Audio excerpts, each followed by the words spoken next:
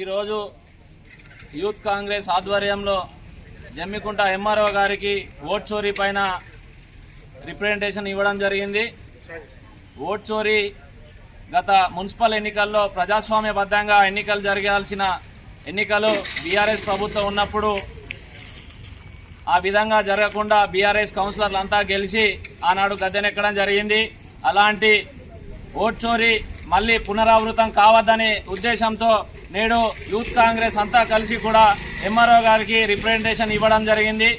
ఈ ఓట్ చోరీ ఎలా జరుగుతుంది అనంటే, గ్రామీణ ప్రాంతాల్లో నివసిస్తున్నటువంటి వారంతా కూడా జమ్మికుంట పట్టణంలో ఓటు కల్పించుకోవడం, అదేవిధంగా వారు అక్కడ సర్పంచ్ ఎన్నికల్లో అక్కడ ఓటేయడం, ఆ తర్వాత మళ్ళీ మున్సిపల్ ఎన్నికల్లో మున్సిపల్ ఇక్కడ ఓటేయడం, ఇలాంటివి జరుగుతున్నాయని చెప్పేసి ఎంఆర్ఓ గారికి వివరించడం జరిగింది.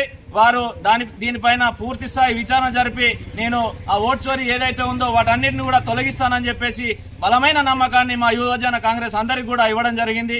ఎంఆర్ఓ గారికి ప్రత్యేక కృతజ్ఞతలు తెలియజేస్తూ దీనిపైన ప్రజాస్వామ్యబద్ధంగా ఈ ఎన్నికలు జరగాలని చెప్పేసి ఈ యూత్ కాంగ్రెస్ అంతా కోరుకొని నేడు రిప్రజెంటేషన్ ఇవ్వడం జరిగింది. జై హింద్, జై యూత్ కాంగ్రెస్. ఈరోజు జమ్మికుంట యూత్ కాంగ్రెస్ మండల పక్షాన ఎంఆర్ఓ గారికి మరియు జమ్మికుంట కమిషనర్ గారికి ఓట్ చోరీ మీద ఒక రిప్రజెంటేషన్ ఇవ్వడం జరిగింది.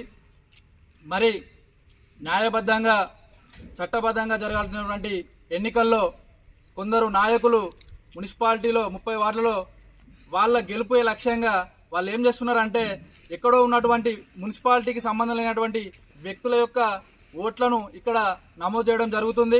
మరి అదేవిధంగా ప్రజాస్వామ్యంలో ఓటు అనేటటువంటిది ఎంతో ముఖ్య కీలకమైన పాత్ర. మరి అలాంటి ఓటును ఇవాళ అక్రమంగా నమోదు చేయడం జరుగుతుంది. మరి వాటన్నిటిని కూడా ఇవాళ ఎంఆర్ఓ గారికి, కమిషనర్ గారికి వాటి విషయంలో వివరంగా వారికి తెలియజేయడం జరిగింది. మరి వారు కూడా సానుకూలంగా స్పందించి ఏవైతే అక్రమంగా ఉన్న ఓట్లు ఉన్నాయో వాటిని, మా దృష్టికి వచ్చిన వాటిని వెంటనే తొలగిస్తామని చెప్పేసి వారు మాకు ఒక దృఢ నమ్మకాన్ని ఇవ్వడం జరిగింది. మరి ఇవాళ ఓటు అనేటటువంటిది ఎంత గొప్పదంటే, రాజ్యాంగంలో ఓటు యొక్క పాత్ర ప్రతి ఒక్క వ్యక్తికి ఆయుధం. మరి అలాంటి ఆయుధాన్ని రేపు రానున్న రోజుల్లో మున్సిపాలిటీలో న్యాయబద్ధంగా మంచి వ్యక్తిని గెలిపించుకోవాలని, అదేవిధంగా యువకులను మరీ ముఖ్యంగా గెలిపించుకోవాల్సినటువంటి అవసరం ఉందని చెప్పేసి ఈ సందర్భంగా ప్రజలందరికీ తెలియజేస్తా ఉన్నాం. జై యూత్ కాంగ్రెస్.